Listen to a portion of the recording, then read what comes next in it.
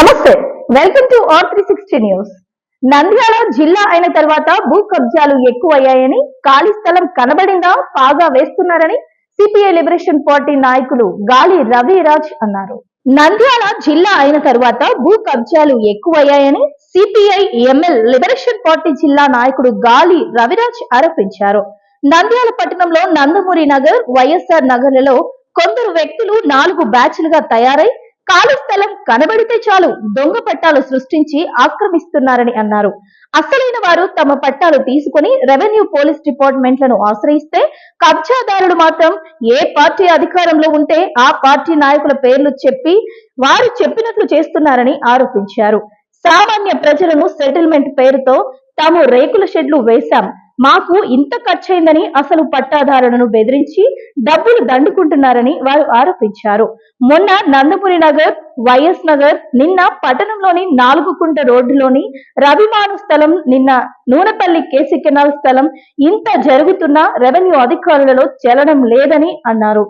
రాజకీయ నాయకులకు, భూ కబ్జాదారులకు దోచుకో దాచుకో అన్న చందంగా వారికి సహకరిస్తున్నారా అనే అనుమానం రాక మానదని అన్నారు. నంద్యాల పట్టణంలోని నంద్యాల జిల్లా అయిన తర్వాత భూ కబ్జాదారులు ఎక్కువైనారు.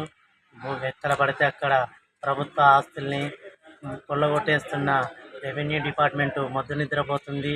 ఇక్కడ నా గతంలో నుంచి నంద్యాలలో ఉన్న నాగులకుంట రోడ్లో లేని రావి చెట్టు మాన్ని తీసివేసి అక్కడ ఏకంగా రెండు ఫ్లాట్లు కట్టినా కూడా అధికారులలో చలనం లేదు.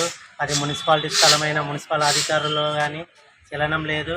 అలాగే మన నూనెపల్లి అయితల ఓవర్ బ్రిడ్జ్ అయితల కేసీ కెనాల్ పోలంబోకు స్థలంలో కొందరు వ్యక్తులు ఆక్రమించి అక్కడ ఈ విధంగా ఫ్లాట్లు వేస్తున్నారు.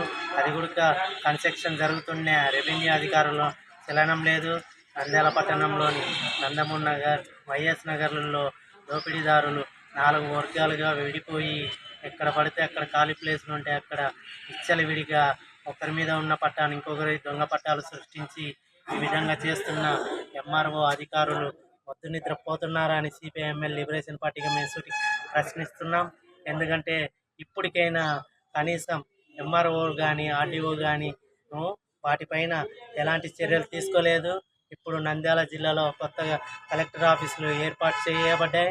ఇప్పుడున్న కలెక్టర్ గారైనా స్పందించి మొద్దు నిద్రపోతున్న రెవెన్యూ అధికారులు మేల్కొల్పేరా చర్యలు తీసుకోవాలని, ఎక్కడైతే మన భూములను కబ్జాలకు పాల్పడుతున్నారో అలాంటి వారిపైన క్రిమినల్ కేసులు నమోదు చేసి శిక్షలు వేస్తేనే ఇలాంటివన్నీ తగ్గుతాయని సిపిఐఎంఎల్ లిబరేషన్ పార్టీగా మేము కోరుతున్నాం.